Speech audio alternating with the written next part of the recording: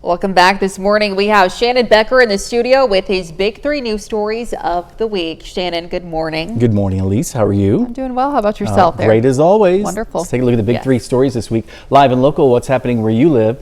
Talked about it for 12 days, in fact. He was on the run for 12 days. Grant Harden committed his crimes, honestly, about an hour from here. He was on the run from an Arkansas prison.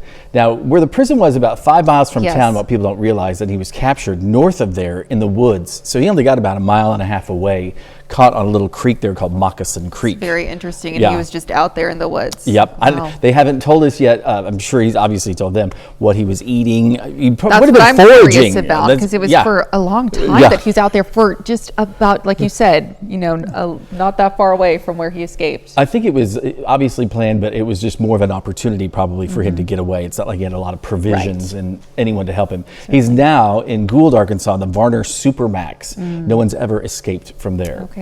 Our number 2 story, live and local, it was last Saturday morning. It's become another annual tradition. They started this in the 1980s and 90s when I was growing up. They do the March for Jesus, and they would do it downtown in Joplin, and all the churches come together. It is always rallied around the day of Pentecost.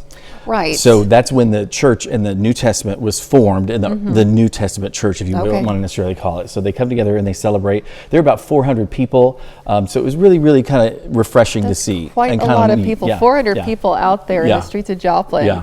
Wow. Our number 1 story, KOAM News Now. Speaking of downtown Joplin, this is a scary one. I know. An apartment fire. The Messenger Towers. It was on the 11th floor, and the kitchen had a fire. A lot of damage, from what I understand, inside that apartment, but fire was contained to that one apartment, amazingly. Right. Some people were evacuated. In fact, some people there on that floor stayed out of their apartment for the entire day, but they were allowed to go back late at night. That one person, I believe, in that one apartment is being assisted by the Red Cross since they are displaced currently. Okay. They haven't really released a lot more details, but no one was injured. Right, also. which thank goodness. Yeah. That could have been a very dangerous situation, especially those kitchen fires. We had Dustin Luno yesterday talking about kitchen fires and ways to prevent those, and of course having a handy fire extinguisher with you. So and it's the most common fire. House fire is a kitchen fire. Yes. Our bonus story of the week. This is so adorable. I literally had to share this with you. This is a bobcat, a little bobcat kitten. So cute. In Lenexa, Kansas. There was a storm recently. This little kitten made its way into somebody's house. So animal control officers the next day put it back out and let it cry at the same place, the same house.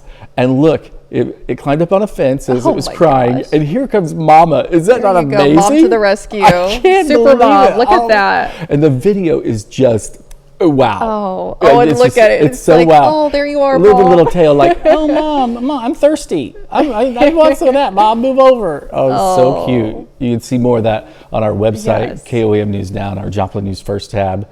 It's super cool, isn't that? That's adorable. I love Unbelievable. That's incredible. Wow. It's our big 3 stories of the week, KOAM. Wonderful. Well, Shannon, as always, thank you so much for being with us this morning. Happy to have you. Stick around. We'll be right back.